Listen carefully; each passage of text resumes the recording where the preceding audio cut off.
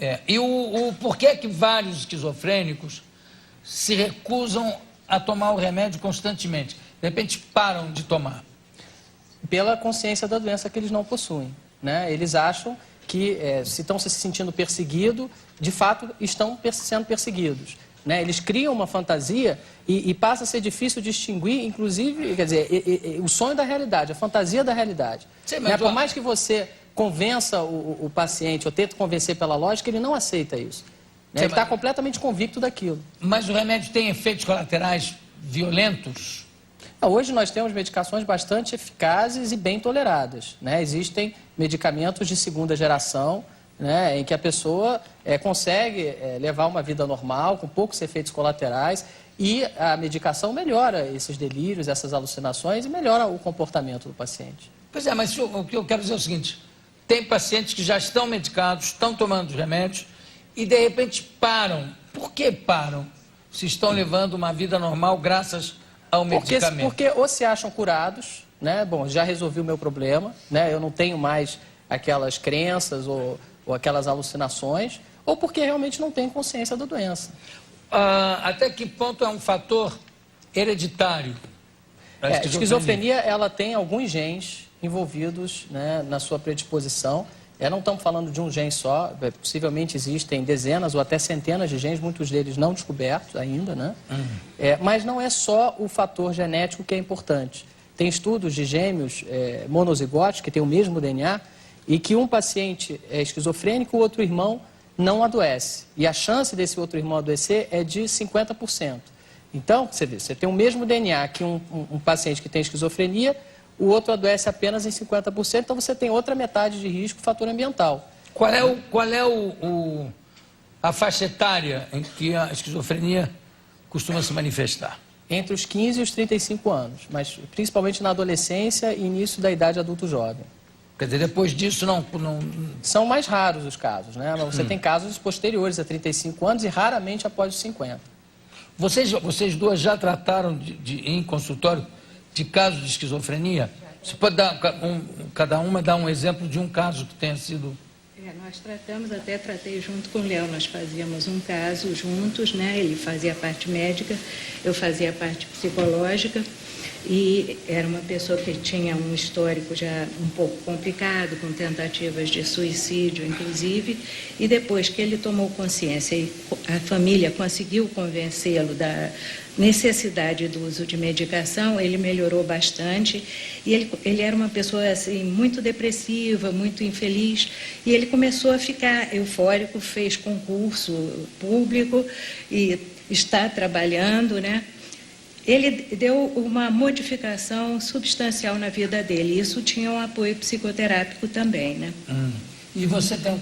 No caso, a gente trabalhava, nós três juntos, no CPRJ, nós tínhamos o curso que era para os familiares ou cuidadores de pacientes esquizofrênicos, né? E tínhamos o grupo de familiares em que nós duas ficávamos atuando mais de perto, que o Leonardo era o responsável pelo curso e também pelo grupo, e nós duas acabávamos fazendo a terapia de família. E era muito interessante, porque na terapia de família os principais personagens eram os familiares e nós ali com a técnica da terapia de grupo, de família, mas a troca de experiências entre os familiares, isso era muito grande, e o que mais de inovador e o que mais proporcionava de benefício para esses familiares era essa experiência, essa troca de experiências entre eles, e situações que aconteciam no grupo que muitas vezes, né, valeram para a gente uma enorme gama de sabedoria para a gente conseguir construir esse livro em conjunto. E é muito interessante que a previsão era sempre que cada família fizesse uma vez o curso,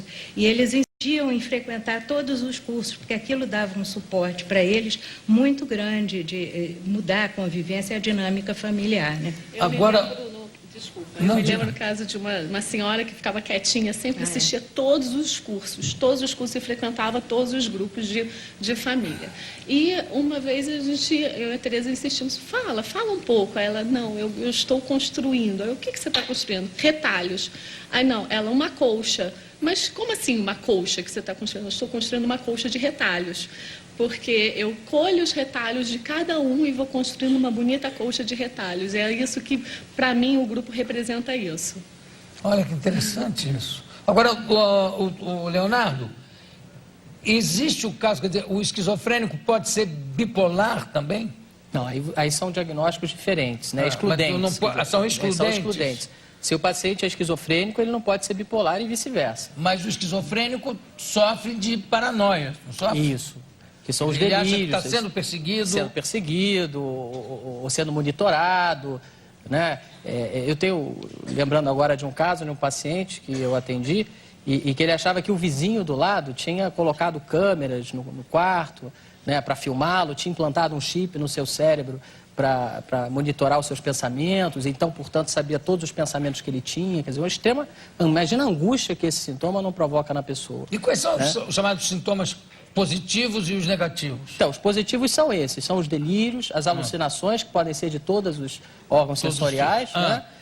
E os sintomas negativos já é a falta de vontade, de iniciativa, o desinteresse. Uma né? depressão, digamos assim. Às vezes confundido, como se fosse. Confundido com depressão, mas muito mais profundo que uma depressão, porque o sintoma negativo, ele é um traço na esquizofrenia. Inclusive, alguns pesquisadores chamam de sintoma deficitário. É como se a pessoa tivesse uma deficiência da vontade, né? Uma deficiência de expressar suas emoções, né? Fosse mais embotado. Né? Então é um sintoma mais duradouro. Há delírios visuais também da pessoa olhar os outros como animais ou se sentir invadido por uma legião de ratos dentro de casa? Sim, existem visões bastante enriquecidas, né? Onde o paciente vê a forma, combina a forma com a audição, né? Que a gente chama das alucinações conjugadas, e aquilo toma o formato de uma coisa realmente real. Né? E pode ser bichos, pessoas, impostores, perseguidores. Agora, você falou, quem foi, acho que foi Maria Tereza que falou de um caso em que a pessoa se tratou e tem um emprego público, inclusive, né? E esse caso, inclusive, Jô, eu atendi também, e ele foi quinto lugar geral desse concurso público. Quer dizer, um concurso muito difícil. Porque a inteligência não é acometida pela doença. Não. Nem a sensibilidade. Aliás, às vezes é o contrário, né? Você vê, é difícil você ver um esquizofrênico burro, vamos dizer assim. Não é? Que eu não sei porquê, mas os casos que a gente lê, pelo menos. Agora, especificamente sobre emprego, é difícil um esquizofrênico conseguir um emprego, né? É difícil até pelo estigma, né? Pelo preconceito. A pessoa tem medo de que, de repente, haja um surto no trabalho, sei lá. A questão do estigma, Jô, é um problema sério, né? Porque eu acho que é uma barreira, às vezes, até maior do que a própria doença. Porque a pessoa faz o tratamento, se estabiliza, não tem mais aqueles sintomas de desagregação, e aí ela quer trabalhar e esbarra na questão do preconceito. Bom, eu conversei aqui com o doutor Leonardo Palmeira. Posso, Jô, desculpa, você me permite divulgar o site do livro? Claro que sim. Que é o www.entendendoaesquizofrenia.com.br, e lá tem as informações sobre a esquizofrenia e também um lugar, um bate-papo para as pessoas interagirem. Tá bom, querido, obrigado.